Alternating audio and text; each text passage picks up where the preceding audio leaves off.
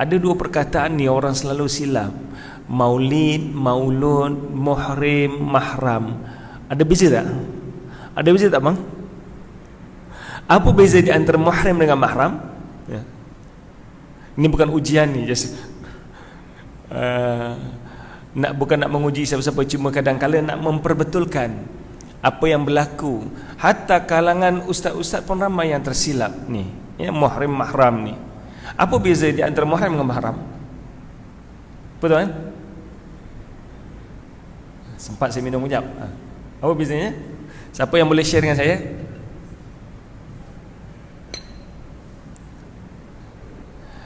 Kalau kita cakap seorang nak pergi haji kena ada muhrim, betul ke tak? Salah. Ini yang betul mahram kan? Jadi beza di antara muhrim dengan mahram. Muhrim orang yang pakai ihram. Mahram orang yang menjadi wali ataupun orang yang haram kahwin dengan kita. Jadi kadang-kadang kita jumpa kat buku, nak pergi haji kena ada muhrim, tak ada muhrim tak boleh pergi haji. Itu salah tu. Ini muhrim saya pun salah. Yang betul ini adalah mahram saya.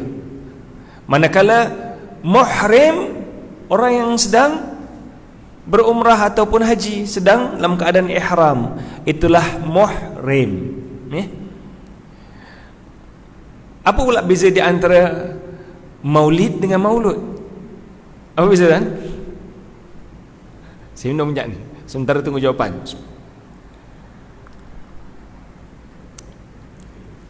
Kalau ada orang Johor ke sini, orang Johor selalu tersilap sebab saya orang Johor. Daripada kecil ada program mauludan, orang Jawa lah, program maulud. Kat Johor panggil program maulud. Sebenarnya salah. Apa beza di antara maulud dengan maulid? Maulud ialah bayi yang lahir.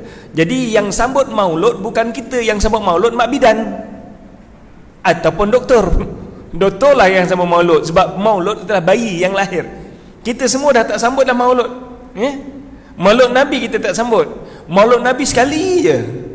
Tapi maulid ialah kelahiran. Maulid, sambutan Maulidur Rasul, bukan maulud. Sebab kat Johor asal memang daripada dulu orang gunakan perkataan maulud. Cuma sekarang ini dah mula diubah jadi maulid. Maulidur Rasul, kelahiran. Jadi kita sambut Maulidur Rasul, sempena kelahiran Nabi Muhammad sallallahu alaihi wasallam. Sambutan Maulidur Rasul ni tuan-tuan, mungkin kita imbau kembali perjuangan sejarah yang dibawa oleh Nabi Muhammad SAW. Dan kuliah maghrib malam ni saya akan kaitkan mukjizat Al-Quran dengan Maulid Rasul. Sayangnya kita pada Nabi Muhammad sallallahu alaihi wasallam belum membawa kita masuk syurga Allah SWT. Sayangnya seorang itu pada Nabi Muhammad sallallahu alaihi wasallam belum menjadi sebab untuk Allah menyelamatkan dia daripada api neraka Allah SWT. Berapa ramai orang yang sayang dengan Nabi Muhammad sallallahu alaihi wasallam akhirnya masuk neraka. Antaranya Abu Lahab. Abu Lahab ni tuan-tuan satu-satunya manusia yang hidup di zaman Nabi Muhammad sallallahu alaihi wasallam, namanya disebutkan dalam Al-Quran sebagai ahli neraka.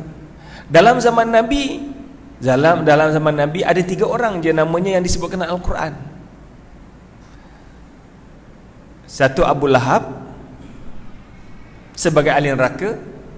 Satu Zaid bin Harithah, anak angkat Nabi yang berkahwin dengan Zainab binti Jahsh, sebagai ahli syurga. Dan seorang lagi Nabi Muhammad lah. So ni 3 orang saja yang hidup zaman Nabi, namanya termaktub dalam Al-Quran. Tetapi Abu Lahab ni yang merupakan bapa saudara Nabi Muhammad sallallahu alaihi wasallam amat bergembira dengan kelahiran Nabi. Dan tanda sayangnya Abu Lahab pada Nabi, ibu susuan Nabi yang pertama, ramai orang ingat ibu susuan Nabi ialah Halimatus Sa'diyah. Ya, betul. Ibu susuan Nabi ialah Halimatus Sa'diyah, tetapi ibu susuan Nabi yang pertama bukan Halimatus Sa'diyah. Ibu susuan Nabi yang pertama ialah Ummu Thuwaibah. Dan Ummu Thuwaibah ini yang menyediakan Ummu Thuwaibah untuk Rasulullah SAW ialah Abu Lahab.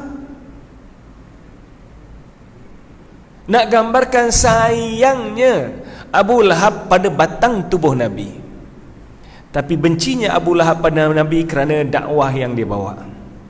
Sehingga kan turun ayat Quran, tabbat yada abi lahabin wa tab, celakalah tangan Abu Lahab. Demikian juga Abu Talib. Kalau Abu Lahab hanya sekadar sayang, dan sayangnya dia ada jangka waktunya. Apabila Nabi menjadi Rasul, dia dah mula benci pada Nabi. Tapi Abu Talib tidak, tuan-tuan. Daripada kecil, berumur 8 tahun, Abu Talib menjaga Nabi. Sehinggalah ketika mana Nabi berumur 50 tahun, berarti 40 tahun lebih Abu Talib bersama dengan Rasulullah SAW. Bukan saja menjaga Nabi sewaktu kecil, bahkan Abu Talib mempertahankan dakwah Nabi. Ketika mana Nabi Muhammad dipulaukan bersama dengan umat Islam oleh orang Quraisy, mereka berpindah ke lembah Bani Hashim. Abu Talib once while datang ziarah umat Islam. Namun demikian, tuan-tuan, matinya Abu Talib dijanjikan sebagai ahli neraka. Dikala mana Nabi Muhammad bersedih dengan kematian Abu Talib, Nabi Muhammad berdoa, ya ammi, wahai pamanku, la astaghfirunaka, aku akan berdoa pada Allah untuk Allah ampunkan kamu. Sehinggalah Allah larang aku buat demikian. Turun ayat Quran melarang Nabi untuk mendoakan orang yang dah sah sebagai ahli neraka. The key point saya nak gambarkan ni, tuan-tuan, sayangnya kita pada batang tubuh Nabi Muhammad sallallahu alaihi wasallam belum tentu menyelamatkan kita pada api neraka Allah Subhanahu wa taala. Kita menyambut Maulid Rasul setiap tahun dengan slogan yang canggih-canggih, ya. Berbagai slogan yang canggih-canggih kita buat perarakan yang besar-besaran kita buat. Kalau sekadar hanya perarakan, slogan-slogan, ia tidak akan membawa erti untuk kita masuk syurga Allah SWT. Yang mengubah kita ialah bagaimana kita cernakan slogan yang kita bawa, bagaimana kita amalkan ajaran Nabi dalam hidup kita seharian. Bukan saya menafikan ataupun melarang untuk kita buat perarakan, buat program-program ini, buatlah, ya, sebab kadang-kadang program ini memperingatkan kita, anak-anak kita pada Rasulullah SAW. Namun demikian, apa yang saya maksudkan bukan hanya sekadar slogan. What the most important thing that we have to practice in our life is we put the teaching of our Prophet in our daily life. Ini yang paling penting. Kita praktiskan, kita amalkan ajaran Nabi Muhammad dalam kehidupan kita seharian. Itulah, tuan-tuan, yang boleh menyelamatkan kita daripada api neraka Allah SWT. Mengiktiraf Nabi Muhammad sebagai insan yang paling agung belum tentu menjadikan kita seorang Muslim. Michael Hart dalam buku beliau 100 orang paling hebat di dunia, dia mengkaji lebih kurang 20 tahun untuk mengkaji individu-individu yang agung di muka bumi ini, satu persatu. Aristotle, Socrates, Jesus, Newton, Galileo ni di antara nama-nama yang agung dalam sejarah.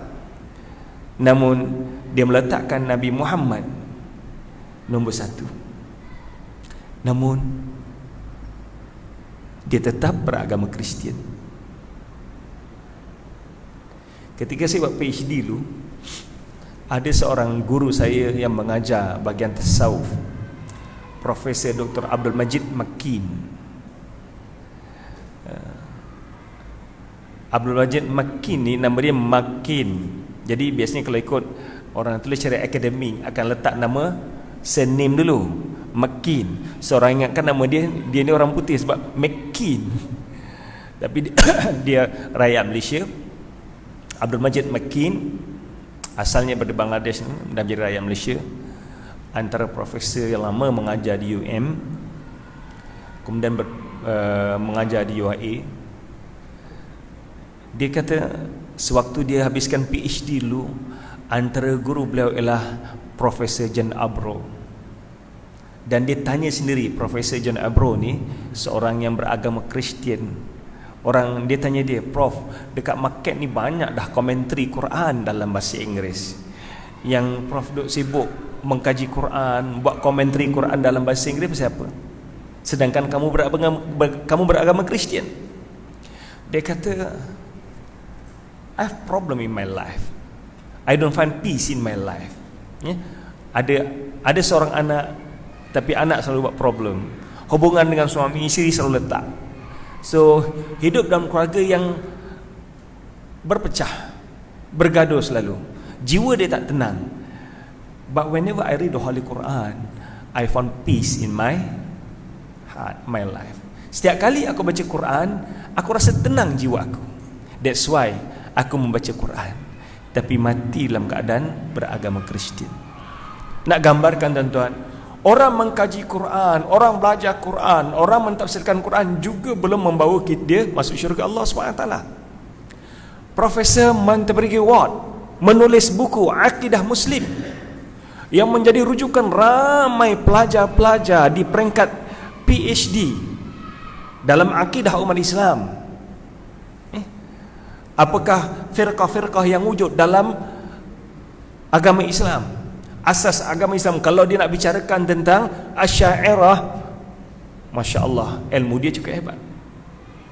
Menulis akidah umat Islam, tapi mati sebagai seorang Kristian, tuan-tuan.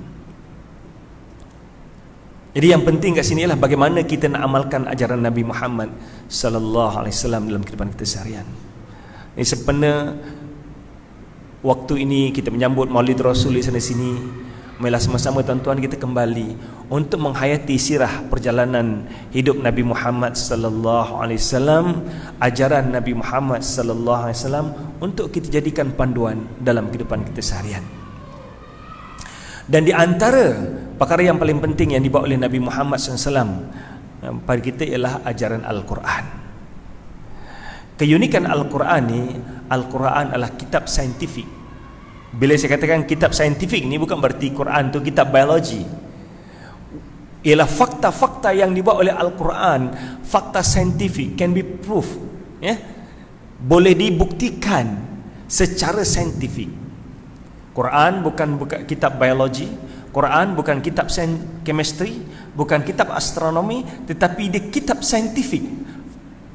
Kalau kita tengok dari segi sudut bahasa, saintifik ialah something can be proved, satu yang boleh dibuktikan. Dan di antara tohmahan yang diberikan oleh orang kafir Quraisy pada Nabi Muhammad seorang yang gila. Sebab apa? Banyak cerita-cerita Al-Quran ni yang tak masuk akal. Tapi walaupun di kala itu orang menyatakan tak masuk akal, akhirnya perkara ini dibuktikan benar di abad ini.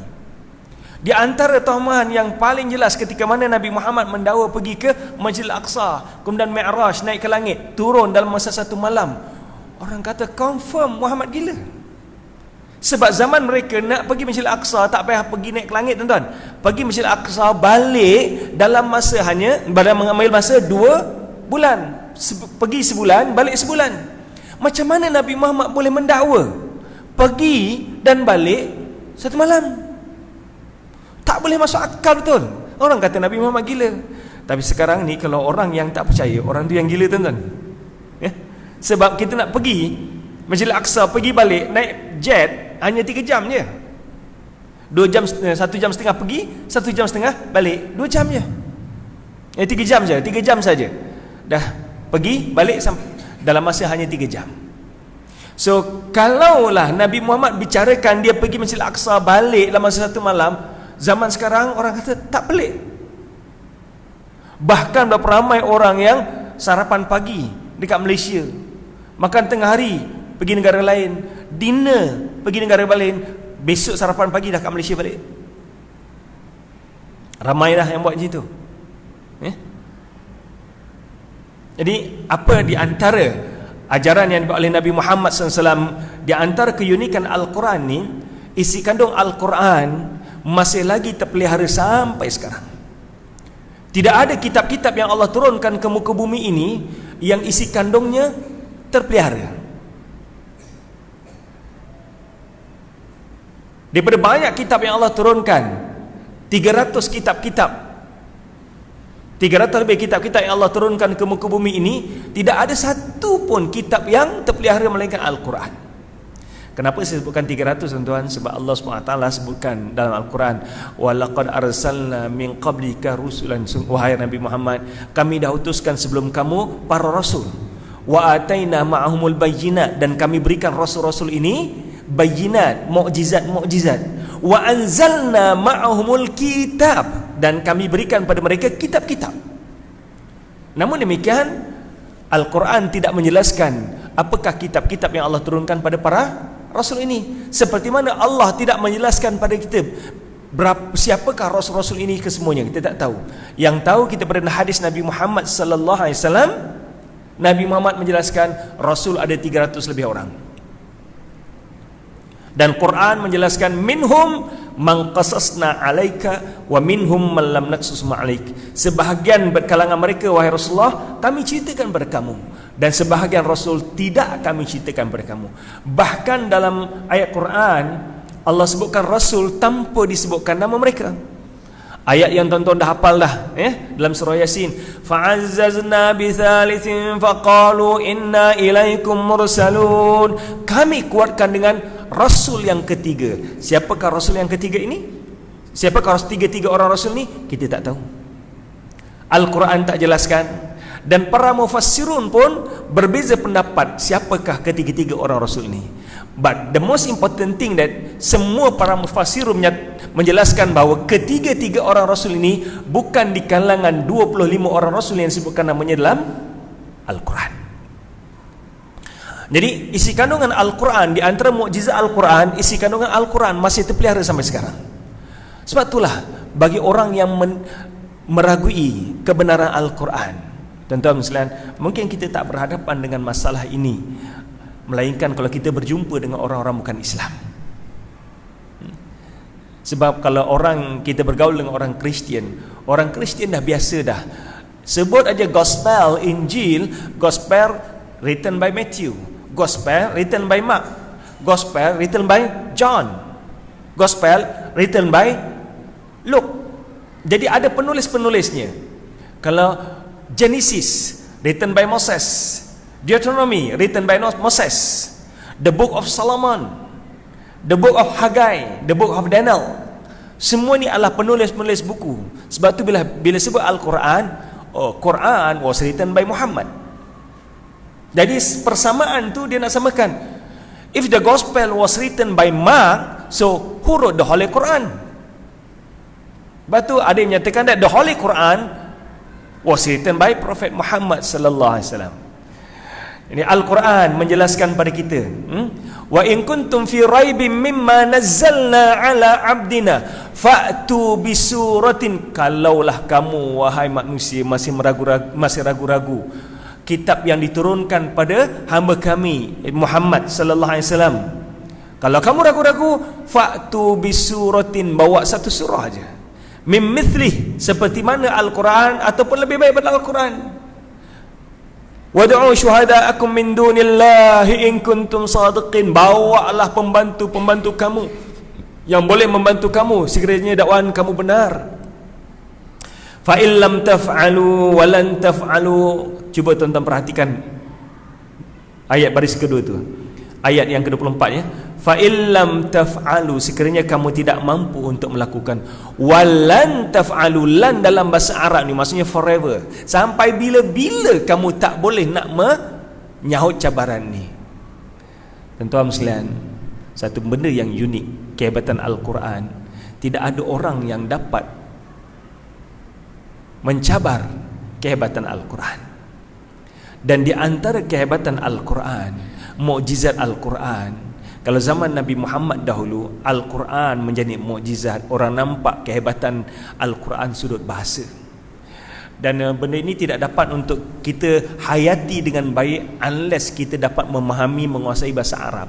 Orang yang dapat menguasai bahasa Arab akan dapat menguasai keindahan bahasa Arab. Bahasa Arab yang cukup hebat, bahasa Arab yang cukup tinggi nilainya. Ya? Cuma bagi zaman kita sekarang ni, zaman dahulu, zaman turunnya Quran, ilmu yang hebat, ilmu bahasa. Zaman kita ini, zaman yang hebat ialah ilmu sains dan teknologi. Isi kandung dalam Al-Quran yang membicarakan tentang fakta-fakta saintifik telah menyebabkan ramai ilmuwan dunia teruji. Saya akan tunjukkan beberapa gambar-gambar ni tuan-tuan, di antara mereka yang telah teruji dengan kehebatan Al-Quran. Dan mukjizat Al-Quran ini akan terus disingkap daripada semasa ke semasa. Saya selalu sebutkan nama orang ni, Dr. Abdul Majid Az-Zindani. Dr. Abdul Majid Az-Zindani seorang yang berasal dari Yaman. Ada PhD beliau dalam bidang farmasi. Beliau sekarang menjadi rektor di Universiti Al-Iman di Yaman. Menjadi rektor di Universiti Al-Iman di Yaman. Beliau di antara orang yang banyak bicarakan tentang mukjizat saintifik Al-Quran. Antara buku beliau yang cukup terkenal ialah Fatal Development. Dia tulis dalam bahasa Inggris. Dua buku beliau telah pun diterjemahkan dalam bahasa Melayu. Al-Iman dah diterjemahkan dalam bahasa Melayu. Yang kedua Tauhidul Khaliq, terjemahkan sebagai kitab Tauhid, diperauki oleh fakta saintifik. Ramai ilmuwan-ilmuwan dunia yang telah memeluk agama Islam di tangan beliau. Saya sempat hadir kuliah-kuliah beliau berkali-kali sewaktu berada di UAE Pakistan dahulu. Walaupun dia mengajar di Yaman, dia kerap datang ke Pakistan dan kami kerap hadir program-program beliau. Sewaktu saya mengajar kat UAE dulu pun, dia beberapa kali datang ke UAE. Dr. Abdul Majid Az-Zindani. Di antara orang yang masuk Islam di tangan beliau ialah Profesor Tejatat Tajasen, seorang yang berasal daripada Thailand. Seorang yang berasal dari Thailand. Nama beliau pernah saya sebutkan di masjid ini, tapi saya tak tunjukkan gambar dia. Ini Profesor Tejatat Tajasen, berasal dari Thailand, pernah menjadi dekan di Chiang Mai University, dan beliau banyak mengkaji dalam bidang anatomi manusia. Kajian beliau tentang epidermis dan dermis. Kalau kita tengok bahagian dermatologi adalah bidang kulit, kajian beliau dalam bidang kulit selama 16 tahun. Beliau menemui bahawa saraf-saraf rangsangan yang memberikan rangsangan kesakitan, kepanasan, tekanan, sejuk, sentuhan berada di kulit. Ini saya tak sentuhlah sebab saya pernah jelaskan dahulu. Cuma saya nak tunjukkan gambar Profesor Tejatat Tajasen. Dia bentangkan dapatan beliau ini di Riyadh pada tahun 1983. Dan apabila perbincangan beliau dengan ulama-ulama Islam, beliau teruja dengan kenyataan Al-Quran.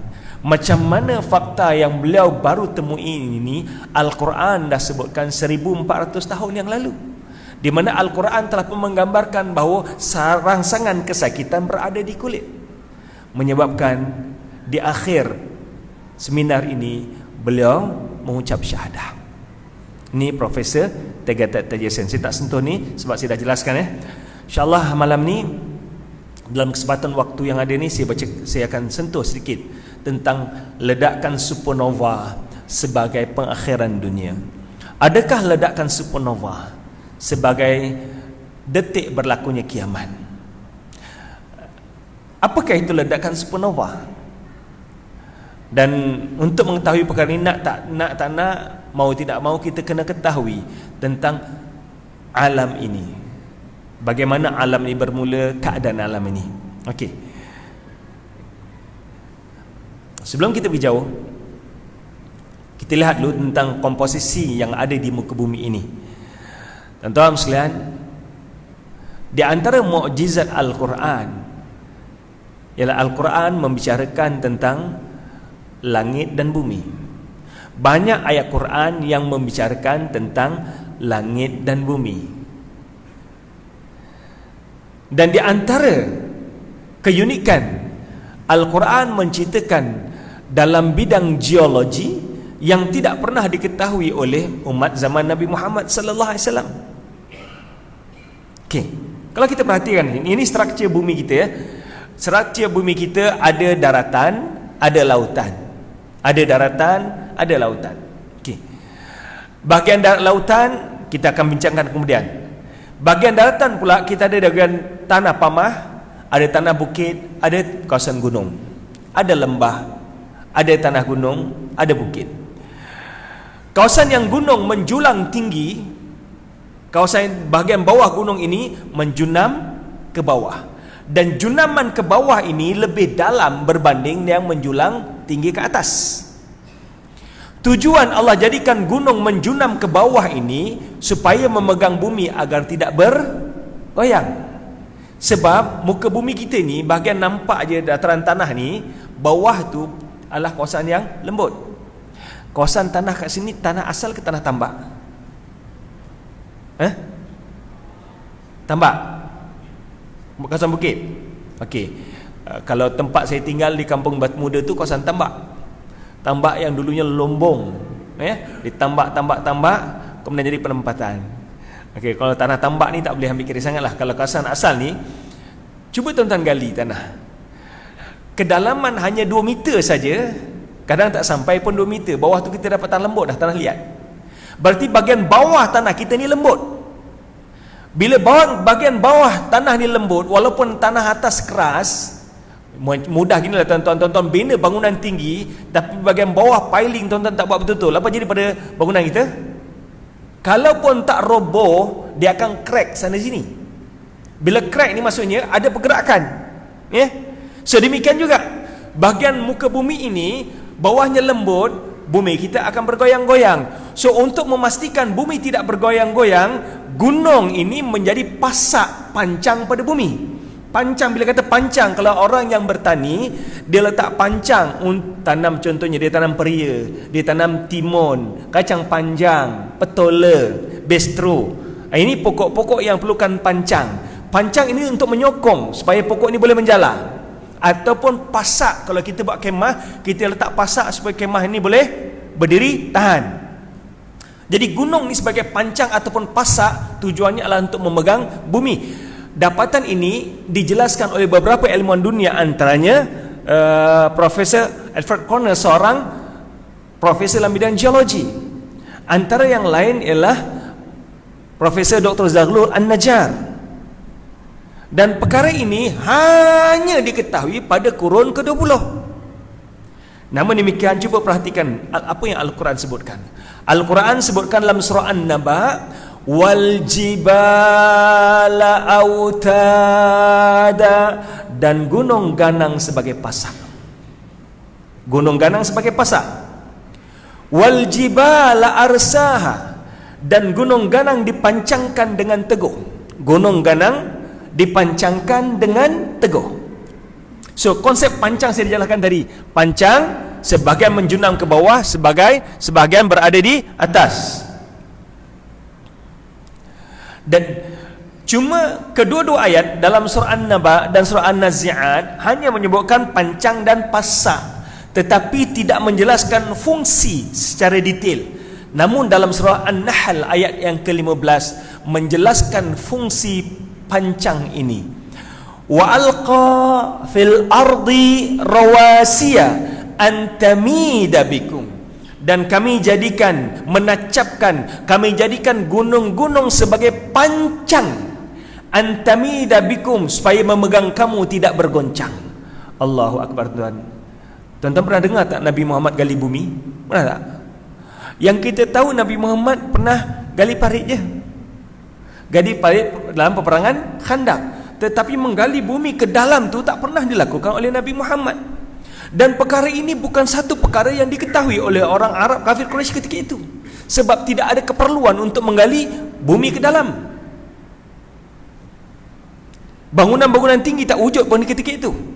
So, siapa yang mengajar Nabi benda ini? Siapa yang mengajar Nabi? Bagaimana ilmu geologi yang tidak diketahui zaman Nabi Muhammad boleh menjelaskan satu persatu sebagai pasak, sebagai pancang, kemudian memegang bumi ini. Kalau ia bukan datangnya pada Allah SWT. So kita lihat dah tentang komposisi lautan dan daratan, saya akan jelaskan kemudian. Okey. Ini tentang struktur bumi. Kemudian kita lihat tentang penciptaan alam ini. Bagaimana terbentuknya langit dan bumi. Tuan-tuan sekalian, tentang proses pembentukan langit dan bumi ini, satu proses yang panjang berlaku. Walaupun Allah SWT menyebutkan dalam Al-Quran dalam 6 peringkat, walladzi khalaqas samawati wal arda fi sittati ayyam, dialah Allah SWT yang menjadikan langit dan bumi dalam masa 6 hari. Cuma ini yang selalu disebutkan oleh para ulama berbanding dengan Al-Quran, berbanding dengan Bible. Al-Quran adalah kitab saintifik. Maksudnya fakta-fakta Quran ini can be proven scientifically. In contrast with the Holy Bible, banyak kenyataan Holy Bible bercanggah dengan fakta saintifik. Antaranya apa? Tentang kejadian alam. Dalam Genesis disebutkan, Al-Quran menyebutkan Allah menjadikan langit dan bumi dalam masa 6 hari. 6 hari ini ditafsirkan oleh para ulama bukan 6 hari Ahad sampai Isnin sampai Ahad, ataupun Ahad sampai Sabtu. Tak. Tetapi dalam Bible, ulasan Bible nyatakan bahawa Tuhan menjadikan langit dan bumi dalam masa 6 hari, bermula sampai hari Ahad, sampailah satu peringkat demi peringkat sampai hari Jumaat. Hari Sabtu Tuhan keletihan, lalu Tuhan berehat hari Sabtu.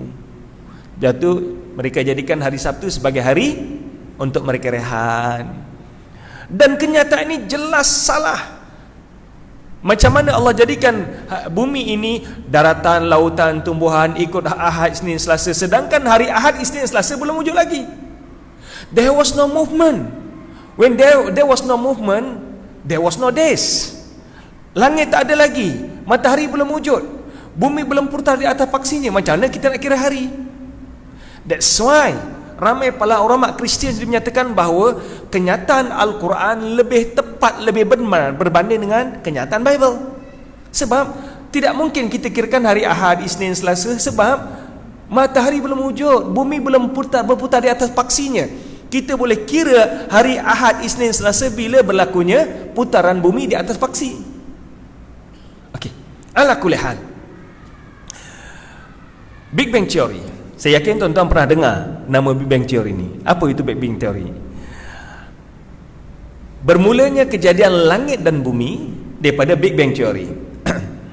Pada tahun 1915, seorang yang dikenali sebagai Profesor Serba Tahu, walaupun daripada kecil dia dianggap sebagai orang yang paling dungu, Albert Einstein ni masa dia sekolah, cikgu dia selalu kata dia, kutuk dia, your brain, you have fried brain. Otak kamu macam kering kena goreng, otak bengap. Tapi akhirnya dia menjadi saintis yang terkemuka di dunia. Betul tuan-tuan sekalian, jangan pandang rendah anak-anak yang nampak lembat belajar. Mungkin dia pick up lambat, tapi kita tengok Albert Einstein menjadi seorang yang dikenali oleh dunia sampai sekarang. Pada tahun 1915 dia mengutarakan teori relativity dan special theory relativity ataupun general theory relativity. Kedua-duanya dia ada sebutkan.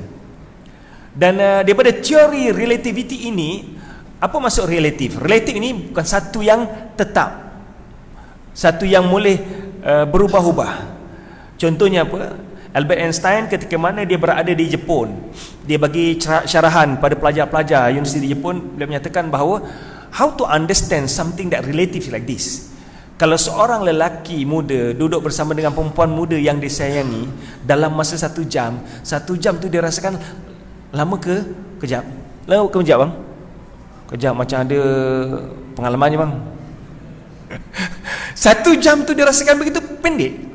Tapi kalau dia duduk dengan orang yang dia benci dalam masa 1 jam, oh rasanya lama betul. Duduk di bilik guru disiplin, kena denda 1 jam, lamanya. Ataupun tuan-tuan, dulu kecil-kecil orang yang sebaya dengan saya ni, kalau nak main dulu keluar rumah kan, main bola, main ting-ting, main galah sana sini, daripada lepas zuhur sampai dekat maghrib baru balik. Rasanya cepatnya, dah nak maghrib dah. Tapi bila puasa 6.30 dah tunggu nak buka puasa, setengah jam lagi, lamanya. Itu something relative.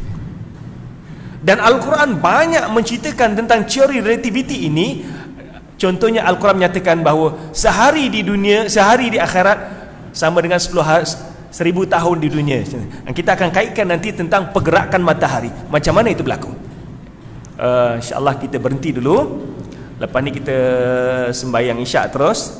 Lepas sembahyang isyak, kalau tuan-tuan boleh berikan masa, InsyaAllah saya akan sambung beberapa poin-poin yang ada lagi, InsyaAllah.